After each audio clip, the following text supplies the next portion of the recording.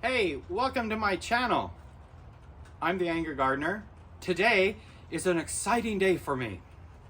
I am finally planting my dahlia garden. I'm not going to hurt anyone. Well, probably not. Anyhow, if you've had a dahlia garden in the past, a lot of this information probably is just run-of-the-mill stuff for you. But if you're new to growing dahlias, here's a couple tips if you're starting your dahlia garden for the first time. So promise we will get to planting them, but make sure that you do some planning. I went bonkers after visiting Swan Island Dahlia and ordered a ton of tubers. And by a ton, I mean, I think it was 1.2 pounds according to the package. And got some raised beds put in. If you've watched my garden grow series, you know where they're going. But a couple planting. So made sure I've got well draining soil. I've got myself, I'm using my handy dandy garden knife. It's got measurements, so I know how deep I'm going, but make sure you got a trowel or something. That's always helpful. Or dig with your hands, it's okay. We did it as kids, we can do it as adults. And then figure out what you're gonna grow. Yeah, dahlias, wonderful. Let's dig holes and put them in there. But depending on how you want your garden to look, I'm particular about how I want my garden to look when it's in its peak. So I went through and I know how big they're gonna grow, how big the blooms are, how they're gonna line up, so I can have them properly spaced to get the maximum effect. I know that I've got some tall ones, so these suckers will grow from, some of them only grow 18 inches tall. Well, they don't need staking. But if you got one that's growing 3, 4, 5 feet tall, you need to stake that sucker. So make sure you've got a plan there, because you're gonna wanna put the stakes in when you plant the tubers. So let's get to it.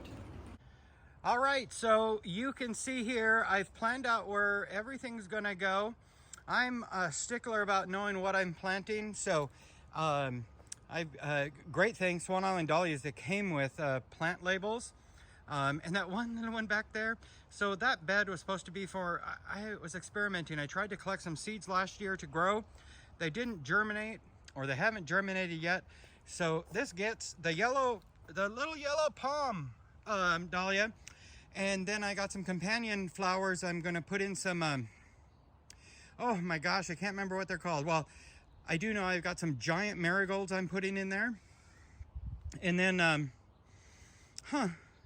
it was something else that escapes my mind. But, all right, so we're planned. And then for stakes, I'm using colored tomato cages.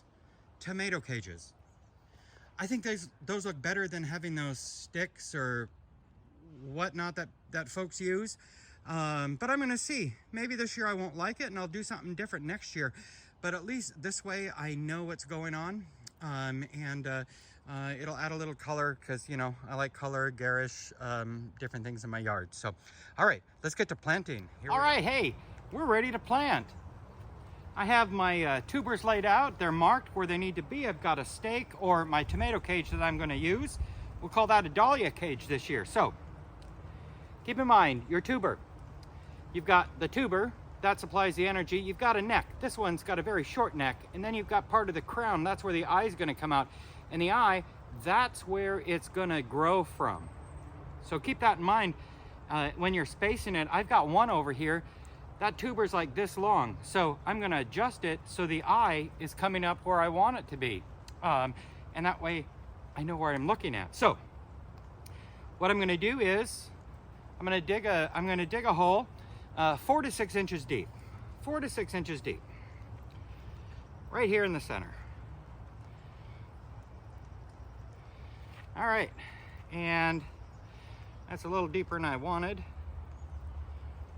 Okay, so I've got that at the right placement. So I'm gonna lay it flat, just like this, just like this. Now, something you can do is you can, at this point, you can mix in some bone meal down in the bottom, just a small handful of bone meal.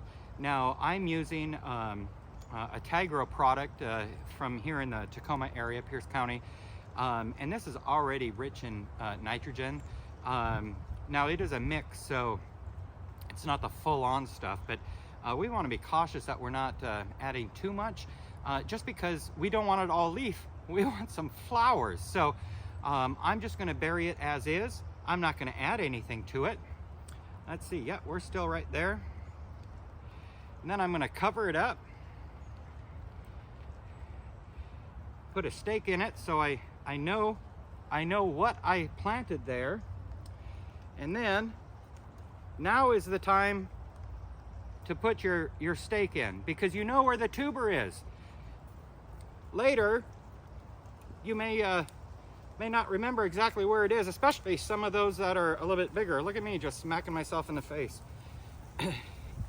Put that down nice and firm. And now these are going to grow. Don't water your tubers. Tubers, when you get them, typically won't have any roots. If there's no roots, there's nothing there that's going to be taking in moisture. So no need to water them. Now rain, that's fine. You don't have to be concerned about that. But what you run the risk of is, if you're watering them and keep them too moist, you run the risk of your tuber rotting. So don't water them. Just let them hang out. Check on them every couple weeks. Watch them to start to grow. And then I'll have another video on what to do at that point. So I'm going to go ahead and get the rest of these bad boys planted. And then I'll give you a quick view of all right, they're done. They're planted. Watch my garden grow series, and in just a few weeks, hopefully we'll start to see things sprouting. And in the meantime, at least it's multicolored cages that are decorated in my yard. So it actually now looks like something is happening. So, oh, and that little guy right there, that's going to be those little palms. I'm not really a fan of the yellow, but the wife is, and so we kept one. So great. Happy gardening. Don't forget, get your dahlias planted. Middle of May, now's the time to do it in the Pacific Northwest. We've had a cool spring, so hopefully you haven't done it too early. But there you go. Bye now.